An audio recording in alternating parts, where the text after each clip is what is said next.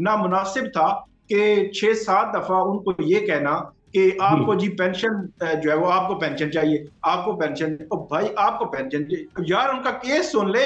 आप केस हम्म, बेशक उनका डिसमिस ही कर दें, लेकिन केस जी सुन तो सुनिए लेने, उनका बिल्कुल। केस है क्या। तो ये बड़ा नामुनासिब था मेरा ख्याल में कि पेंशन पेंशन उनको जो है वो कहना। तो वो जो आज की प्रोसीडिंग थी उसमें पहला जो इशारा था, तो वो कह रहे थे कि वो जो अगर फैज हमीद था फलां था तो उसका वो बेनिफिशियरी कौन था। तो उन्होंने कहा कड़ी से कड़ी मिलाए तो वो कहाँ जाएगी। उन्होंने बहुत कोशिश की हामिद खान जैसे, शौकत सिद्दीकी, सलाहुद्दीन से, कि वो नाम जो है वो कह दें कि ये जो है वो एक उस वक्त के जो 2018 के वज़ीर आज़म बने थे इमरान खान, उनकी बात हो रही है। जब आई बात जनरल टाइड कमर जावेद बाजवा साहब की, तो वहां जब उन्होंने कहा कि हमने पार्टी बनाया, तो उन्होंने कहा फैज हमीद था, तो फैज हमीद ने कहा, क्योंकि उन्होंने, वो मेरे बॉस थे, तो उन्होंने ये बात की, तो उन्होंने कहा परज्यूम तो हम नहीं कर सकते। यहाँ फिर उन्होंने कहा कड़ी हाँ से कड़ी नहीं मिला सकते, पहले हाफ में बहरहाल कड़ी से कड़ी मिला रहे थे। जी, बिस्मिल्लाहिर्रहमानिर्रहीम, अस्सलाम वालेकुम। सियासत डॉट पी की आप देख रहे हैं, जमाल अहमद आपके साथ हूँ। सीनियर सहाफी कोर्ट रिपोर्टर साकिब बशीर साहब हमारे साथ। साकिब भाई अस्सलाम वालेकुम। वालेकुम अस्सलाम। साकिब भाई, बड़ा इंपॉर्टेंट वीक चल रहा है सुप्रीम कोर्ट ऑफ पाकिस्तान के हवाले से, हाई कोर्ट्स के हवाले से, लोअर कोर्ट्स के हवाले से, स्पेशल कोर्ट्स के हवाले से, और जो कुछ खसूसी अदालतें हैं उनके हवाले से भी। सुप्रीम कोर्ट ऑफ पाकिस्तान से स्टार्ट करते हैं। जस्टिस शौकत अजीज सिद्दीकी साहब का एक केस था। बेसिकली ये केस है क्या, और अब किस मरहले पर ये केस पहुंच चुका है?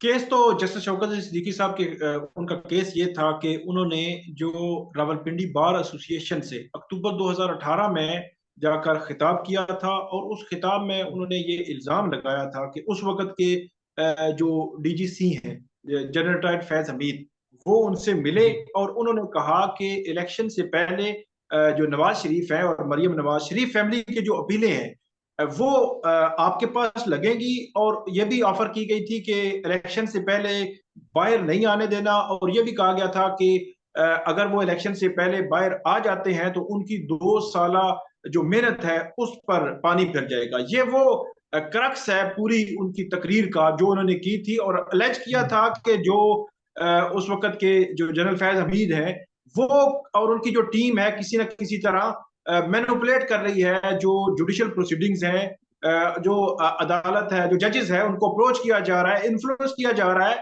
तो उन्होंने कहा कि उनको ऑफर भी की गई कि वो नेक्स्ट चीफ जस्टिस जो है वो जल्दी बन जाएंगे, इस तरह की चीजें जो है वो थी। तो हुआ ये था कि उस वक्त एक तो सुप्रीम कोर्ट की जानिब से भी सोमोटो भी लिया गया था, लेकिन supreme court, supreme judicial council में एक आई थी उस वक्त की आईएसपीआर की जानिब से एक प्रेस रिलीज भी आई थी, जिसमें ये कहा गया था कि सुप्रीम कोर्ट इस मामले को देखे। फिर उसके बाद इनके खिलाफ एक मिसकंडक्ट की एक वहां पे कंप्लेंट फाइल हुई, और देखते ही देखते चंद दिनों में वो कंप्लेंट जो है वो उनके खिलाफ मैच्योर हुई, और मैच्योर होने के बाद एक दिन अचानक पता चला कि जो सदर अलवी वो उनको जो है वो बरतरफ कर दिया है सुप्रीम जुडिशियल काउंसिल ने।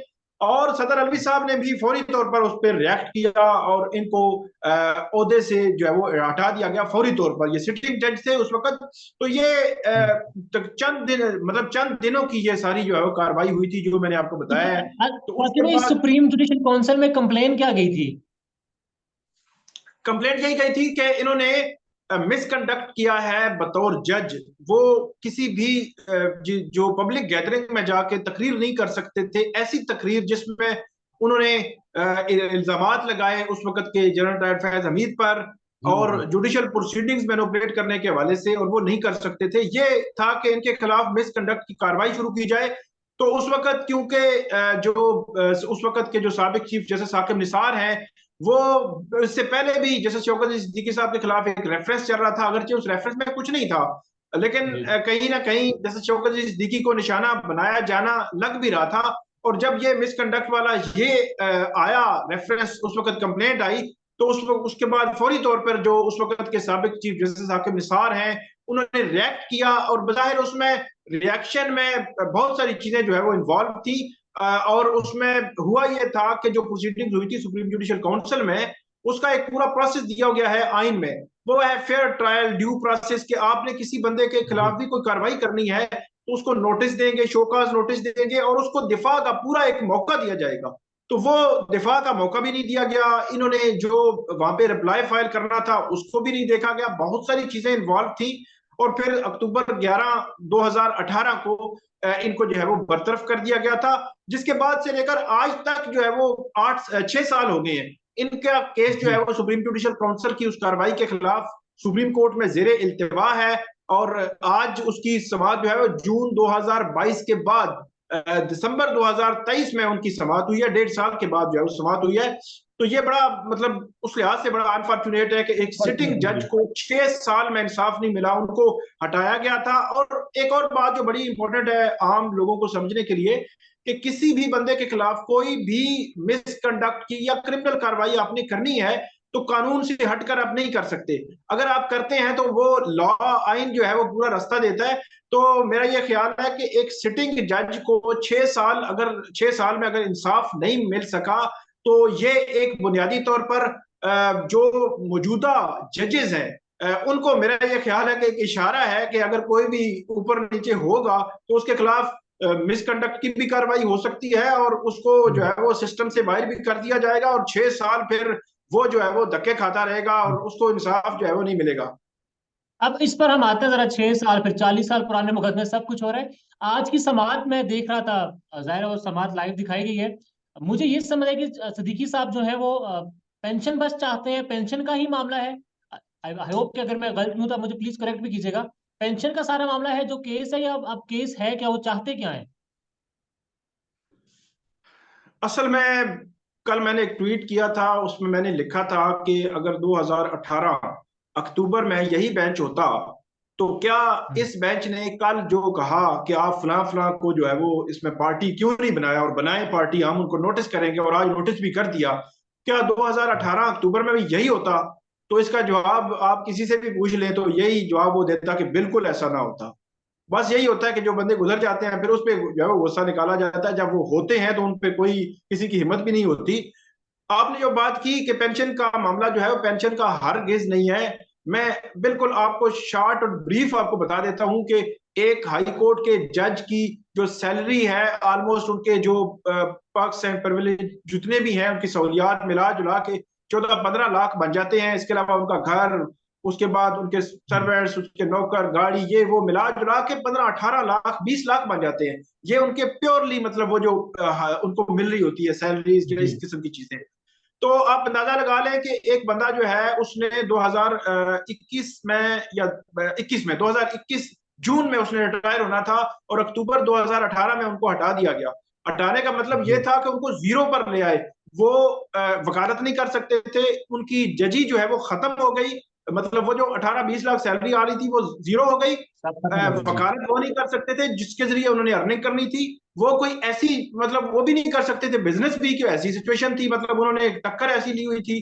तो अक्टूबर 2018 से लेकर ऑनवर्ड वो बंदा जीरो पर आया। पिछले 5 साल उसने, मतलब अभी 6-8 महीने हुए हैं उनका लाइसेंस जो है वो बहाल हुआ। वकालत की जी।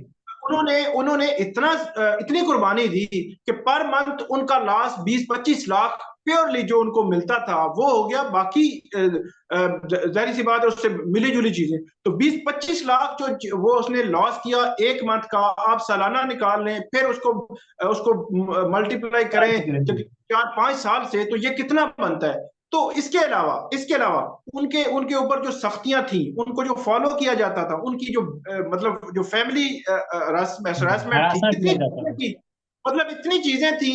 तो इस तमाम को आप ये कहते हैं कि उस बंदे ने पेंशन के लिए किया। एक और मैं बात बता दूं, लोगों को मतलब अंदाजा नहीं होता ना, कोई भी जो हाईकोर्ट का जज होता है उसके खिलाफ जब सुप्रीम जुडिशियल काउंसिल किसी हतमी नतीजे पर पहुंच जाती है ना, कि भैया हम आपको आपके खिलाफ इस हतमी नतीजे तक पहुंचे हैं कि अब हम आपको डिसमिस फ्रॉम सर्विस करेंगे, अब आपके पास एक ऑप्शन है, आप रिजाइन कर दें। तो रिजाइन में ये होगा कि आपकी एक तो जो अब तक की पेंशन है वो मिल जाएगी, प्लस आपको फॉर लाइफ पेंशन भी मिलती रहेगी, और अब तक की जो सारी कैलकुलेशन वो आती है, इकट्ठी पेंशन मिलती है कई करोड़ रुपया, तो वो आपको मिल जाएगी। फॉर लाइफ सहूलतें भी मिलेंगी, जो पेंशनर होते हैं, अपना जज जो होते हैं, तो ये सारी चीजें आपको मिल जाएंगी मिला जुला के। तो जस्टिस शौकत अली सिद्दीकी ने उसकी भी कुर्बानी दी। ये लोग मतलब लोग भूल जाते हैं, बंदा जीरो पे आ गया और आप आज कह रहे हैं कि उसको पेंशन की जरूरत है। मतलब 6 साल बाद बड़ा ही मतलब मेरा ये ख्याल है कि नामुनासिब था कि 6-7 दफा उनको ये कहना कि जी आपको जी पेंशन जो है वो आपको पेंशन चाहिए, आपको पेंशन, ओ भाई आपको पेंशन चाहिए यार, उनका केस सुन ले। आप केस हम्म, बेशक उनका डिसमिस ही कर दें, लेकिन केस जी सुन तो सुनिए लेने, उनका तो। केस है क्या। तो ये बड़ा नामुनासिब था मेरा ख्याल में कि पेंशन पेंशन उनको जो है वो कहना। और मैं भी यही उन्हीं को कोट करा था, क्योंकि समाज में बार बार पेंशन की बात हो रही थी, तो मैं क्या, तुम्हारे काई साहब कह रहे थे आपको पेंशन चाहिए। अब आज की समाज जरा समझ करें, क्या समझ आई आपको आज की समाज किस तरफ जा रही है? अभी बाजवा साहब का नाम भी चल रहा था, फिर कहा गया कि नाम नहीं लिखते हम, पता नहीं। आज की समाज के पहले ऐसे में तो जो रवैया था उनका, वो कहते हैं कि जो एक से कड़ी जो है वो मिलेगी, तो उनका हाँ जो इशारा था बज़ाहिर जो उस वक्त 2018 में, क्योंकि ये फैक्ट है कि जब फैज हमीद या एक्स वाई जी कोई ये चीजें कर रहे थे और नवाज शरीफ को सिस्टम से आउट किया जा रहा था, नवाज शरीफ को नाअहल कराया गया, सजाएं दी गई, दिलवाई गई, तो ये सारी चीजें जब हो रही थी, अल्टीमेटली 2018 में इमरान खान वज़ीर आज़म बने, और उस वक्त जो 2018 के इलेक्शन थे वो भी कोई फ्री एंड फेयर इलेक्शन नहीं थे, ये बड़ा क्लियर है। और हाँ 2018 में खान साहब को लाया गया, सपोर्ट के साथ लाया गया। तो वो जो आज की प्रोसीडिंग थी उसमें पहला जो इशारा था, तो वो कह रहे थे कि वो जो अगर फैज हमीद था फलां था, तो उसका वो बेनिफिशियरी कौन था। तो उन्होंने कहा कड़ी से कड़ी मिलाए तो वो कहाँ जाएगी। उन्होंने बहुत कोशिश की हामिद खान जैसे, शौकत सिद्दीकी, सलाहुद्दीन से, कि वो नाम जो है वो कह दें कि ये जो है वो एक उस वक्त के जो 2018 के वज़ीर आज़म बने थे इमरान खान, उनकी बात हो रही है, लेकिन उन्होंने नाम नहीं लिया। बहरहाल ये सबको पता था कि वो बात किस तरफ लेके जा रहे हैं, कि कड़ी जी से कड़ी मिलाए तो वहां जाती है। जब आई बात जनरल टाइड कमर जावेद बाजवा साहब की, तो वहां जब उन्होंने कहा कि हमने पार्टी बनाया, तो उन्होंने कहा फैज हमीद था, तो फैज हमीद ने कहा, क्योंकि उन्होंने, वो मेरे बॉस थे, तो उन्होंने ये बात की, तो उन्होंने कहा प्रज्यूम तो हम नहीं कर सकते यहाँ। फिर उन्होंने कहा कड़ी हाँ से कड़ी नहीं मिला सकते, पहले हाफ में बहरहाल कड़ी से कड़ी मिला रहे थे। आज का क्रक्स ये है कि इस मामले में अब नोटिस हो गए हैं, फैज हमीद को नोटिस हो गया है, और साबिक चीफ जस्टिस जो है इस्लामाबाद हाई कोर्ट के अनवर खान कासी को नोटिस हो गया है, और जो साबिक रजिस्ट्रार सुप्रीम कोर्ट उनको, और एक और है, इन चार बंदों को जो है वो नोटिस हो गए हैं। और मेरा ख्याल है जनवरी में अब ये केस दोबारा जो है वो टेकअप होगा, और उसके बाद मेरा ये ख्याल है कि नेक्स्ट हेयरिंग पे या एक आध हेयरिंग मजीद होगी, ये जो है वो मामला कंक्लूड हो जाएगा। और क्या समझ आती है?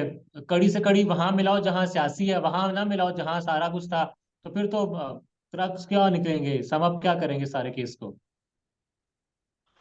केस तो अब मेरा ख्याल है आज की जो प्रोसीडिंग थी वो तो बहुत सारे उसमें सवालात भी थे, बहुत सारी चीजें भी थी। अब एक अगर फैक्ट, अगर बिल्कुल ऑन मेरिट देखा जाए, जो बात उन्होंने मतलब मेरिट पे मैं बात करूंगा, जो काजी साहब ने की कि आप नोटिस करवाना चाह रहे हैं, तो एक कंक्रीट जो है वो कोई चीज दे के हमने जनरल उसको कमर जावेद बाजवा को जो है वो उनको नोटिस करना है।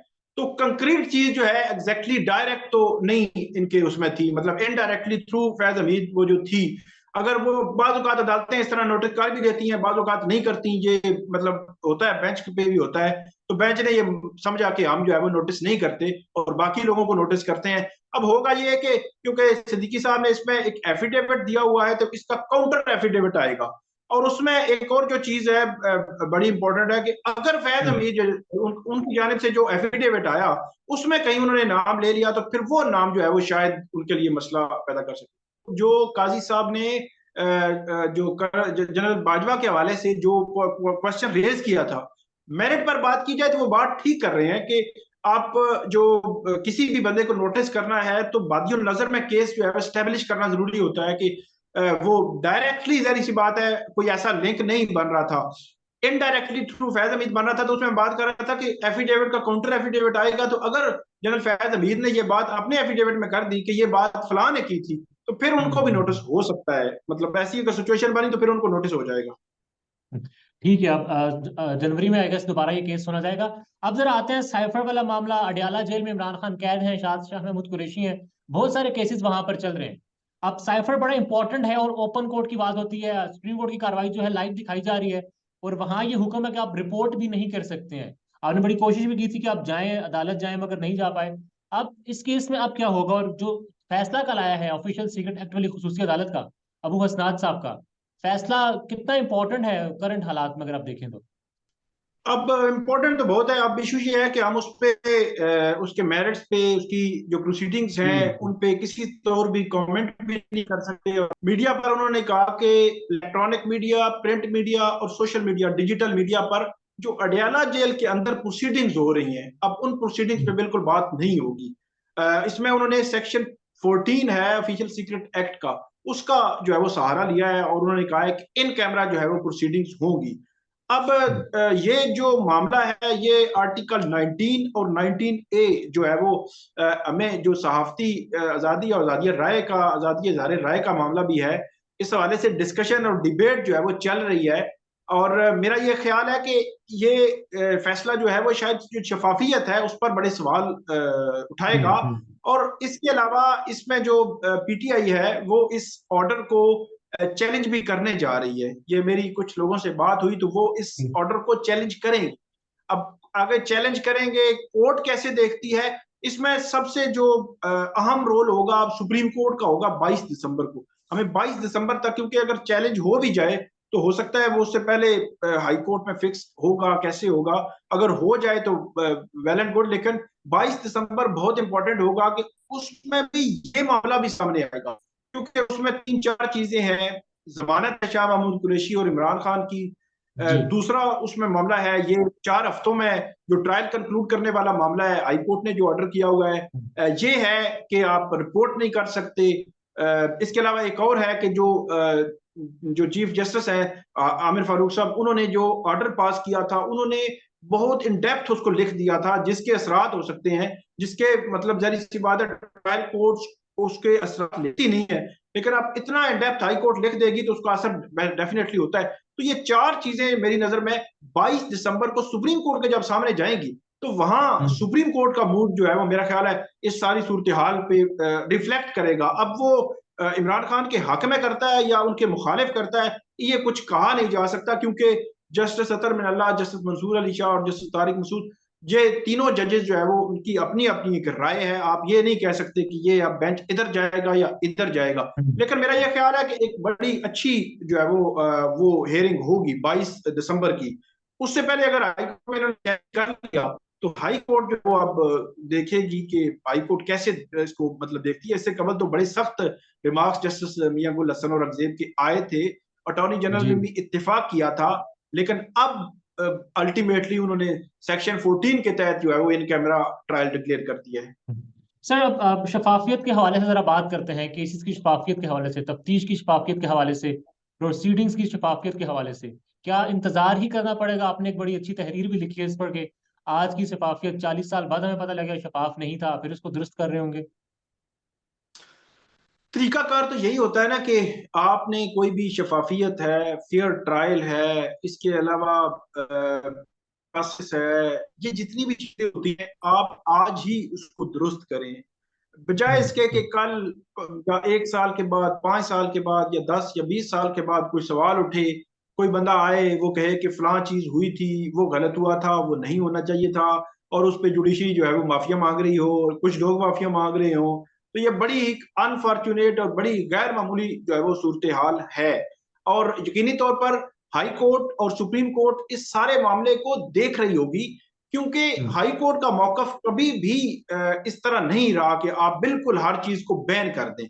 अब बैन हो गया है तो हाई कोर्ट और मतलब हाई कोर्ट भी देख रही है, और जस्टिस मियां गुल हसन और अफजेब हैं, ऊपर चीफ जस्टिस काजी फाइज ईसा है, वो भी शफाफियत पर तो यकीन रखते हैं कि एक तरफ वो हर चीज को ओपन कर रहे हैं कि अब ओपन है हर चीज। मतलब आज जस्टिस सिद्दीकी साहब की जो समाअत थी वो सारी मैंने वीडियो उस पर ओपन थी उनके जी, यूट्यूब चैनल। यूट्यूब ये पर जी। इतनी है, एक बंदा जो है वो स्पॉट पे मौजूद नहीं है तो वो उसको देख सकता है। कौन सी क्यामत आ जाएगी कि सारी अगर 1.5-2 घंटे की प्रोसीडिंग जो थी वो अभी यूट्यूब पे अवेलेबल है, तो क्या हो जाएगा? कुछ नहीं होगा। लेकिन शफाफियत होगी, लोग देख रहे हैं, अपने अपने कमेंट कर रहे हैं। लेकिन ये क्रेडिट काजी साहब को देना होगा कि उन्होंने जाता है जी। ये लाइव स्ट्रीमिंग वाला जो है वो बहुत बड़ा स्टेप लिया, जिसमें बहुत ज्यादा मुखालफत भी थी और उसमें मुत्तफिका फैसला भी नहीं हो सका था, लेकिन वो दिखा रहे हैं, ये बहरहाल उनका क्रेडिट है।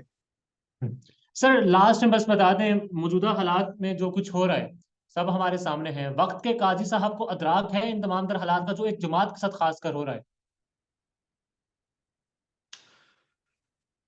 यकीनी तौर पर उनको होगा, है, मेरा ख्याल है होना चाहिए। ऐसी बात नहीं है कि वो इसी में रहते हैं। मतलब कल उन्होंने बात की थी कि किसी यूट्यूबर ने को बेंचेस की तश्कील के हवाले से कोई जाहिर सी बात है तनकीद की होगी, और वो यूट्यूब का जो प्रोग्राम उन्होंने देखा होगा या उनको किसी ने बताया होगा, इसीलिए उन्होंने कल जैसे ही प्रोसीडिंग शुरू हुई ये जस्टिस शौकत अली सिद्दीकी केस की, तो उसमें उस यूट्यूबर को मुखातब करके कहा, नाम नहीं लिया कि मतलब यूट्यूबर जो है वो ऐसे वैसे तनकीद करते हैं, काफी होना जो बड़ी बात है। इट मीन कि वो नजर तो रखते हैं या उनको बताया तो जाता है हो क्या रहा है। अब ये कहना कि उनको पता नहीं है, मेरा ये ख्याल है कि ये ऐसा हम नहीं कह सकते। पता तो यकीनी तौर पे होगा, अब करेंगे क्या ये बड़ा सवाल है। लेकिन मैं आपको बता रहा हूं कि 22 दिसंबर ये बहुत इंपॉर्टेंट डे है। 22 दिसंबर को पहली दफा चीजें जो है वो वहां पे काफी डिस्कस होगी, सिर्फ साइफर नहीं होगा, बहुत सारी चीजें होंगी। मेरा ये ख्याल है कि मतलब इससे कबल कोई ऐसा केस जो है वो खुल के इस सिनेरियो में आया नहीं है, और ये पहला केस, बड़ा केस आया है जिसमें चीजें वहां पे डिस्कस होती मुझे नजर आ रही हैं। यानी कि 22 दिसंबर जो है पाकिस्तान के सियासी हालात की सिमत का तयन करेगा, इलेक्शंस किस तरह डेफिनेटली, के होंगे उसकी बिल्कुल। सिमत का भी तयन करेगा। जी जी, बिल्कुल बिल्कुल, सिमत का तयन जो है वो करेगा, और वो बड़ा मतलब मुझे तो बड़ी क्लैरिटी है कि वो करेगा। जस्टिस मंसूर अली शाह, जस्टिस अतर मिनल्ला बड़े मतलब इंडिपेंडेंट वाइट जजेस हैं, और यकीनी तौर पर उनसे तवक्कुआत हर किसी को हैं, हमें भी हैं, और वो देखते हैं कि अब 22 दिसंबर को क्या जो मामला होता है। पाकिस्तान में इस वक्त सबसे बड़ा मसला बोलने का है। पाकिस्तान में बोलने नहीं दिया जाता, जुबानें खींच ली जाती हैं, डर है, खौफ है, टेरर है। पाकिस्तान का मीडिया मुकम्मल तौर पर कंट्रोल्ड है, वेल मैनेज्ड है, एक मैसिव सेंसरशिप है। इसी तरह का दबाव पाकिस्तान में सियासत.pk भी फेस कर रहा है, जिसे पाकिस्तान भर में गुज़श्ता कई महीनों से मावरा आइन, मावरा कवानीन मुकम्मल तौर पर बंद कर दिया गया है, मुकम्मल तौर पर बैन कर दिया गया है। सियासत.pk की नशरियात को लिमिटेड करके पाकिस्तान में छोड़ दिया गया है। तमाम तर कानूनी मुआवजे के ऊपर आवाज उठाई गई, दस्तक दी गई, लेकिन हर तरफ से खामोशी है, सन्नाटा है, कहीं पर कोई सुनवाई नहीं है, कोई सुनने को तैयार नहीं है। लेकिन इसका हल क्या है? क्या खामोश हो जाएं? क्या सवाल ना करें? क्या मालूमात आप तक ना पहुंचाएं? क्या इंफॉर्मेशन आप तक ना पहुंचाएं? मालूमात भी पहुंचेगी, इंफॉर्मेशन भी पहुंचेगी, सवालात भी उठेंगे, लेकिन अब आपने रोल प्ले करना है, आपने अपना किरदार अदा करना है। और छोटा सा एक प्रोसीजर है, प्रोसेस है, उसके बाद आप अपना किरदार अदा करें और हमारी मदद करें। पहले आपने यह करना है कि हमारे यूट्यूब चैनल को सब्सक्राइब करना है, उसके बाद ज्वाइन के बटन के ऊपर जाना है, क्लिक करके हमारा मेंबर बनना है। या फिर दूसरा ऑप्शन यह है कि आपने वीडियो की डिस्क्रिप्शन में जाना है, वहां पर पैट्रियन का लिंक मौजूद होगा, उस लिंक के ऊपर क्लिक करें और हमें सपोर्ट करें, हमारा हिस्सा बने, हमारी ताकत बने। ख्याल रखिएगा। अल्लाह हाफिज।